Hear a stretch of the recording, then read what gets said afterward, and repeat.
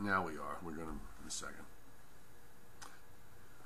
I almost seem like sometimes with this system. Well, now we're live. Yeah, I almost seem like sometimes. If you remember back in the 1960s, there was a show called The Time Tunnel. Yes. An Irwin Allen production, and they never could get anything straight. Each week it was the same thing. They went through the same problems the previous week, but we can't seem to figure out how to. Well, we got it right this time. We got it right now. Hi, everybody. It's Joe Cioffi, Fios 1 News, Long Island, and Fios 1 News, New Jersey. This is not the Time Tunnel. This is meteorologist Joe Rayo. Although it sometimes feels like the Twilight Zone. It does. Fios 1 News, Lower Hudson Valley. And we are doing our thing tonight. And we're going to take a look at what's going on at the moment. And we'll talk about the overall pattern as we go through the weekend and into next week, which I think, Joe, you would agree, is taking, continues to take a more optimistic look to it based on what we saw today. Yeah, a couple of days ago, if you had consulted some of the models, it would suggest or would have suggested a rather wet Saturday, especially the European model, which was really raining on our parade, so to speak. And now it's looking more and more with each passing day that while we still, I think you and I both kept showers in the forecast, they're going to be very widely scattered, very widely dispersed. We're putting them in just for the sake of putting them in, but it could turn out, if you want to be looking at it from an optimistic point of view, that Saturday could turn out to be a dry day. We'll see. Well, maybe. There are a few things going on that are interesting today. I think that it took almost an extra day for the weather system up in Canada to move out of the way. And perhaps that is one of the reasons why this next thing seems to be pushing further south. Also, Joe, look out in the Atlantic. Right there. Yes. There's some kind of little storm that's developing there east of the Delaware coast. And that might be playing a role in keeping things a bit better here. Yeah. Going into the weekend. A wave of low pressure, which, as you just pointed out, looks like it's developing a little bit more, looks a little more robust than what previous forecast models were suggesting, and that could very well help to. Looks like a nice little circulation center, a low-level circulation center there is developing. Yeah, might be sitting right on the edge of the Gulf Stream. Yeah, and as you pointed out, that could help out in keeping dry air into our area. We've got this weather front north and west, and if you remember, I think it was yesterday, I said that sometimes. Or maybe it was a couple of days ago, sometimes you look at these things several days in advance and the front looks like it's going to go all the way to our south. Right. And you get closer and it seems to start running out of gas, so to speak. And this particular front doesn't look like it's going to be too far away on Saturday morning.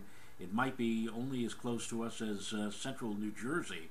And, that's still close enough. Might be close enough to fire something up, but eventually it is going to push far enough south. So I'm thinking Sunday may turn out to be okay for most of the area. Yeah. Yeah. You look at the satellites from today, you watch the clouds just thin out as we move through the afternoon. So it really turned out into a nice mid to late afternoon and early evening, and it's nice out there. I just was out a little while ago, and it's comfortable, it's clear, and it's looking good in my view. Right. What? What? What did you say? I said it's looking good in my view. Oh, I thought all right. I thought you said it was looking good, my dear, or whatever. No, in my view. In your view. All right. Well, I can't hear very well. First of all, I have my little IFB thing still on, which I don't know why I still have. I don't know why either. And secondly, in about 10 days, I'm going to be getting my hearing checked. It never was very good to begin with. Right. And, you popped a crown today. And yes, indeed. Why did you have to mention it? Yeah, I popped a crown. A crown pop. Because there's nothing sacred on this show, that's why. A small candy bar at around 3 o'clock this afternoon. All of a sudden, and I took the candy bar out of my mouth, and there, wedged in there, was a crown that I had put in about 15 months ago. And so tomorrow I will be making an unexpected trip to the dentist, where I was today, yes, and got a double cleaning. Oh, lovely. Because I went in for a cleaning, and I've been really, really super good about this, flossing and brushing and everything else. Well, the hygienist was so impressed that instead of taking a half an hour to get it done, she got it done in 15 minutes. And she says, "Well, I got another 15 minutes of time here with you, so why don't we just clean them again?" So I went through a second round. The cleanings don't usually bother me. It's just that I got one spot that's a little sensitive down in here, and naturally she had to go right for that. But you know what? The job is done. Well, hopefully they'll use something a little bit better than the super glue they used on my crown originally to get it back in there. And that they don't have to remold it. No, please don't say that. I don't. Well, let's see. We both went for dental work today. We both had our air conditioners go out at the same time. We're linked, as you pointed out. I did a little research on the internet, and it said that... Well, if it's on the internet, it must be true. In most cases, if a crown falls out, it can be replaced by the dentist with usually no problems. The only problem is that if you swallow the crown... and that would be a little problematic. And you recover it, and if you recover it in another way, shape, or form, they do not suggest that you put that back in your mouth, and that you do have to get a... I wonder why. Well, you just had your colonoscopy, so it's clean. I'm still getting over this head cold, by the way, but I am a little better. All right, so let's take a look. Enough of this get all of that medical. I don't know. All right, so these are things that Tex Antoine, Frank Field, Gordon Barnes, or even Lonnie Quinn do not discuss on their weather discussions on television. No, you can only get it here. Right here. Let's go.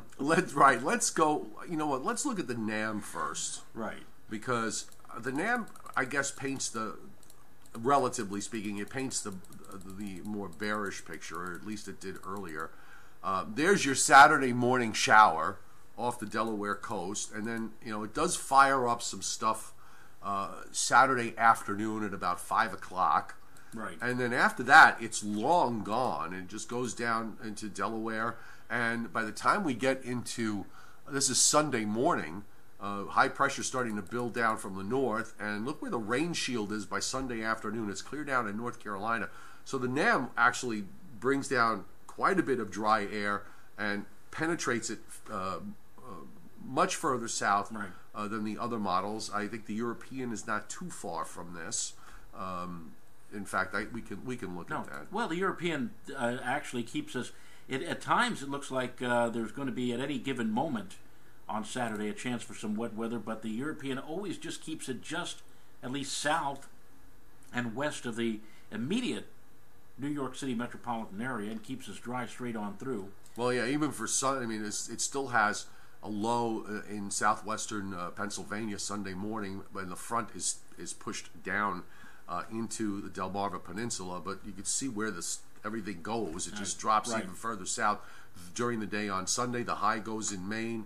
You do have an easterly flow, so even though we're going to be warm tomorrow, we should make it up to 80 or low 80s away from the ocean. Saturday, probably close to 80, but then Sunday, we'll probably start to see temperatures more in the upper, maybe a little lower than that. Especially, it's for Long Island, it may only be upper 60s and low 70s. Right.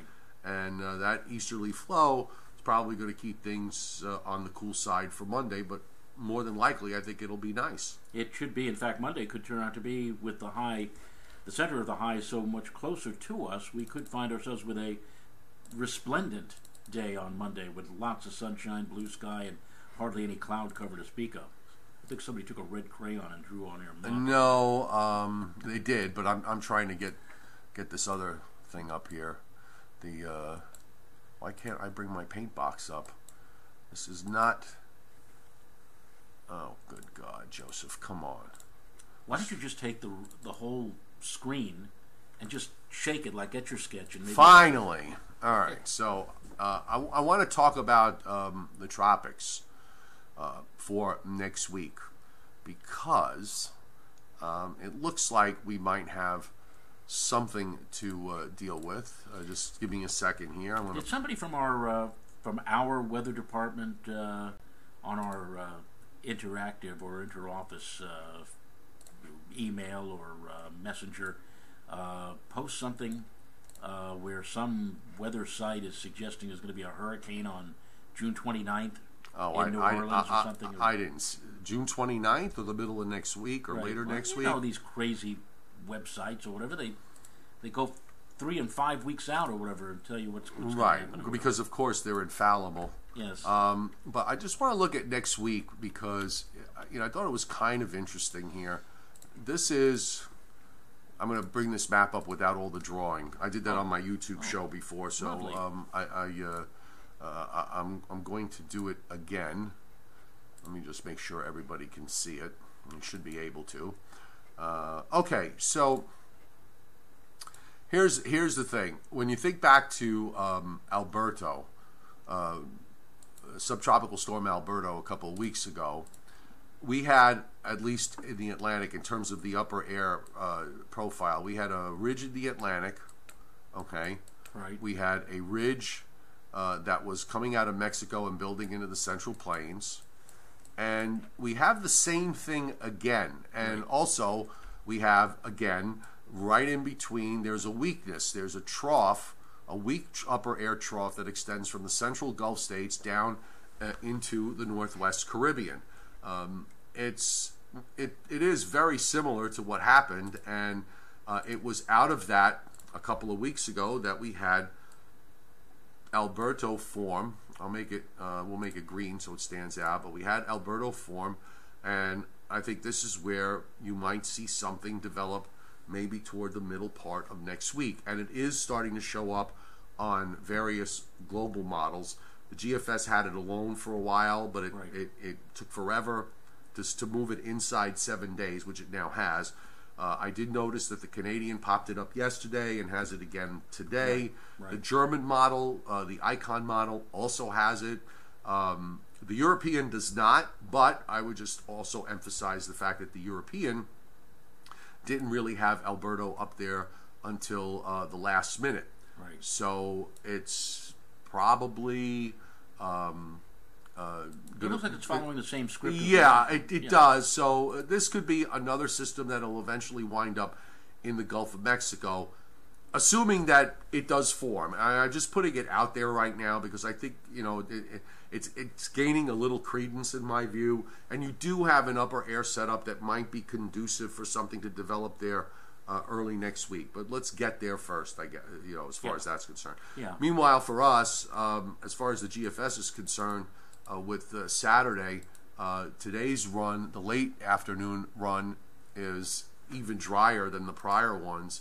It does show rain across Virginia and Delaware and into southern New Jersey Sunday afternoon, but I'm sorry, for Saturday, and then it just suppresses it down to the south like the other models do. So I'm being optimistic. I think I'm going to leave the risk for a shower or storm during the day Saturday, maybe one early in the day, maybe one later in the day, and then Sunday should be one. Maybe we start with clouds, but we'll probably see gradual improvement as the cloud line sinks southward as the day goes on. I guess we're lucky in a way that looking at the Saturday outlook, that that it's the Belmont, not the Preakness that's being run this Saturday, because it's like down in Baltimore, Washington, that area, that may very well have more wet weather for at least the day on Saturday. It would seem to be the case. But here in Belmont, here in New York, it looks like. Would you say it's not going to be a mudder's day? It looks you know what? Judging from what I'm seeing, Joe, I think we could very well wind up seeing a fast track. So maybe Justified will get a fast track, and I happen to think that if he gets a fast track, they may not be able to catch him. But even with his very unfavorable rail position, if there's a fast track,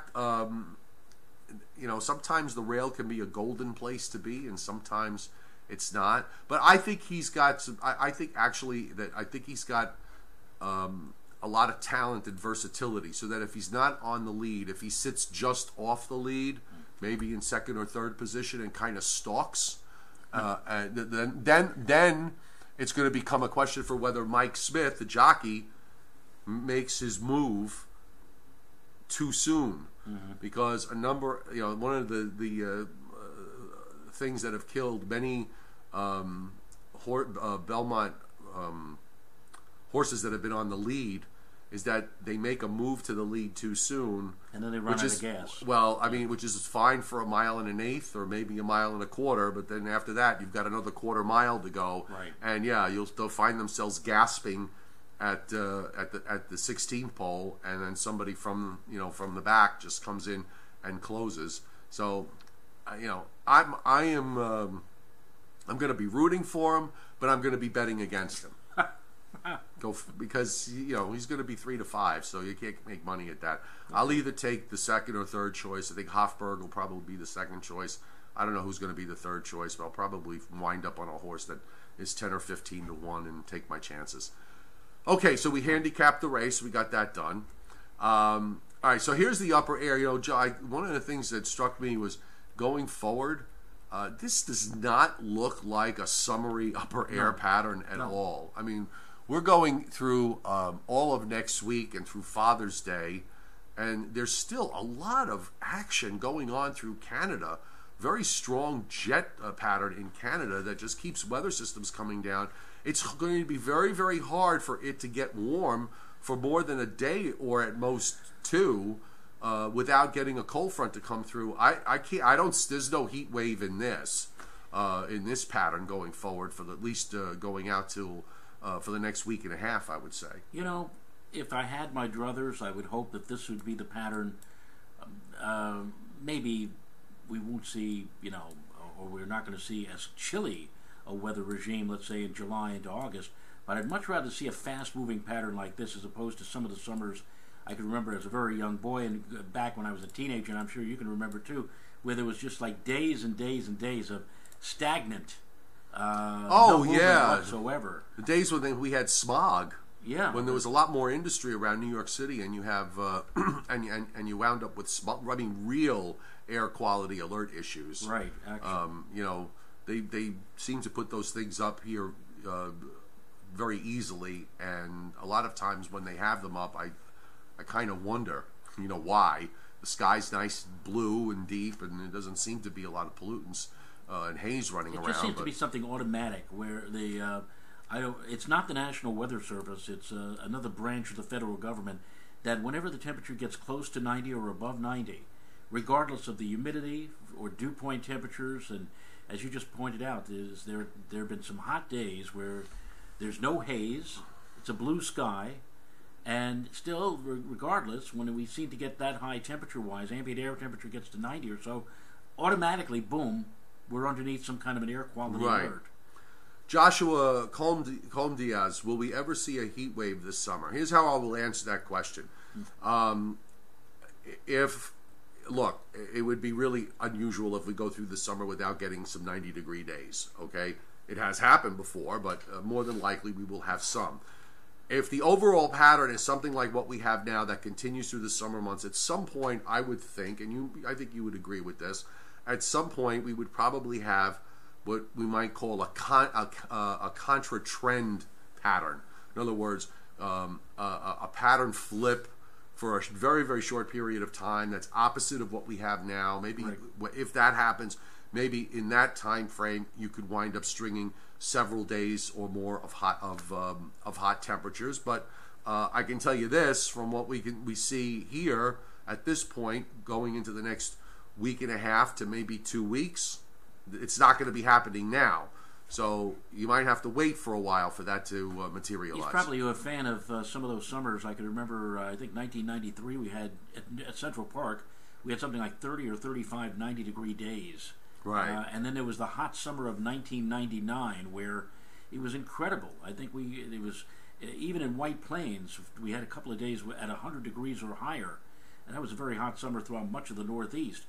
But those are hot summers. Now we are looking at, as you just mentioned, a pattern where maybe it'll break for a short time and we'll get some spells of heat. But at this moment in time, it doesn't look like we're going to be able to string more than 3 or 4 days in a row of above 90-degree temperatures. Right, and you know what? What good is it now? The ocean water temperatures are sitting at about 55, 56. Right. Like, I'm sorry, but that just is not for me.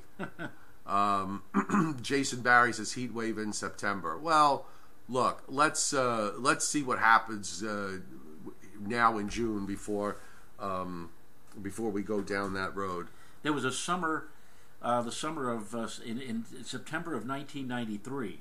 There was about a week in September where the temperature day after day after day was at or above 90, even on Long Island. And the reason I remember that is that because my wife and I were looking for reception halls for our wedding the following September. And I think I remember going to one reception hall, and I said, yeah, we planned the wedding for September because we know how cool it gets, or how much cooler it is in September as opposed to July and August. Meanwhile, outside it was like 98 degrees. I know. When we get to that point in the summer, it gets a little hard to take. Yeah. Especially as you get close to fall. Well, you don't really see that. I mean, September, you figure like, all right, everything is behind us now. Suzanne Simpson, we've had way too many gray days, sun for only short periods of time, which is usually around the late afternoon or early evening. So if an hour or two and that's it, when will these gray days be gone? Well, tomorrow we won't have a gray day, and hopefully Saturday we should be able to squeeze in some sun in between whatever clouds and scattered showers are running around.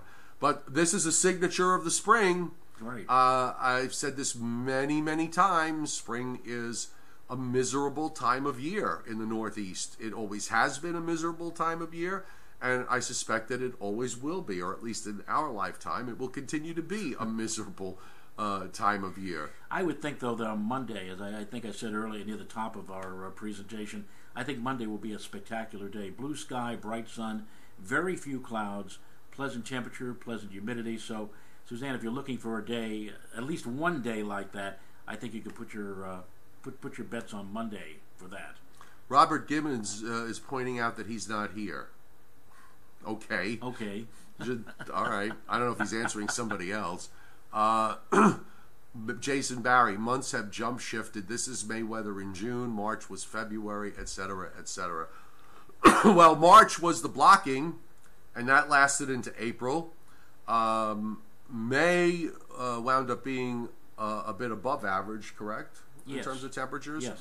And, June is running below average, but so far, but we're only 7 days, and we're not even a quarter of the way through the month yet. We have a very cool first half of June, and all of a sudden the heat suddenly comes roaring in, and you say, oh my God, this is such a hot stretch that we've had, a hot month of June, and then when we balance everything out, it turns out to be perfectly normal. When you look at these months in terms of these averages and average temperatures, okay, one of the most of us kind of only gravitate to what brings back happy memories in the past. Right. You and I, our minds are sort of, since we do this, so we kind of file away when stuff happens, and then we can go back and recall it. But I mean, if you go back and you look at the ranges of above and below average for a month, for any given month, but let's just talk about the months that we've gone through: March, April, May, and now into June. I mean, the variations are all well within the normal deviations, up or down. Right. So until you get, if we get a month where we're way above normal, I mean, we go over and above the warmest months or below the coldest months, then you might have something where you can say, boy, this is really completely out of whack from what we're supposed to get. Right. Otherwise, everything else we're getting, we're supposed to get it, or can get it. We just don't get it every year. You're absolutely correct, though. Some people, they only think of one type of variety of weather and ignore everything else that has happened during the course of that month. In fact, I once heard somebody who told a story that you could remember everything that happened every day of your life. The only thing that you need is a catalyst, something for you to trigger that particular memory. Case in point, we all remember, those of us who were around back then, where we were when the Kennedy assassination took place or when the Challenger exploded. We all remember that because that was a catalyst, and we all remember the sequence of that particular day. Right. But we never remember other days because there was nothing. There was nothing that stood out. Right. Just want to point out, Joe. I didn't bring this up before, but I do have the Pacific satellite. We do have the season's first hurricane. Right. Aletta. And that is in the tropical Pacific, and you can see it here on the lower right. Right. Just upgraded by the Hurricane Center. It's off the south coast of Mexico, moving to the west-northwest, which is like they usually do. Top winds are 75 miles an hour based on satellite estimates. There was an eye that was visible earlier today. I think if you look closely, you might still see some evidence of that. It's hard to do it on this image because it's so wide, but if you look at the beginning frames, you can actually see a little dot there. This is going to do what Pacific storms usually do, which is move west-northwest into colder waters and fall apart. There will be another one behind this that will likely be a tropical storm that will form in the next 2 or 3 days or so, and it's going to start in the same place this did, and it's going to wind up in the same place this did, more than likely. And for those who are not aware of this, Joe, is the fact that because the Pacific Ocean is so much larger than the Atlantic Ocean, unlike in the Atlantic where if a storm forms in the Caribbean or somewhere off of the North American coast, or African coast, I should say, it gets a name, it stays with that name all the way through the entire Atlantic basin. But the Pacific being so large, a storm like that, for example, gets a specific name. But if a storm were to develop somewhere around Hawaii, in the Central Pacific, it gets a completely different name. And then it crosses the date line and it gets another one. And it gets another one. They don't do that very often, but every once in a while they do. Yeah. Chris Jacobs is on. Hey, Chris, he wants to know, can we rain out all 3 baseball games this weekend? I wonder why. Chris and I are big Met fans. And Chris is also a big fan of the Nets. You worked with Chris. Team. I worked with Chris. Chris was our sports guy over at that other place that I used to work at. And Chris, I feel your pain. But you know what? I said this to my sister, who's a huge Met fan last night. This game of baseball, you think you have it all down and pat and everything, and it would not be surprising. It's not very likely, but it would not be surprising if the Mets came in and took 2 out of 3 or even 3 straight from the Yankees. I know, Yankee fans, this is not like banging a hornet's nest. I'm not trying to get you agitated. I'm not saying it, but it's just that crazy things have been known to happen in baseball. And the Mets are down about as far down as you can get right now. But who's like to you're say losing to the Orioles, for example? Yeah, exactly. So who's to say? Well, this is why you play the games, and we'll see what happens. Exactly. And then after this weekend, Chris, then we can bang our heads against the wall and wish for rain. Right. All right, we got to go. I'll be at the top of the hour, Fios 1 News Long Island, Fios 1 News New Jersey. And I'll be on the Fios 1 News Lower Hudson Valley channel for those of you who have access to that. Thanks for being here, everybody.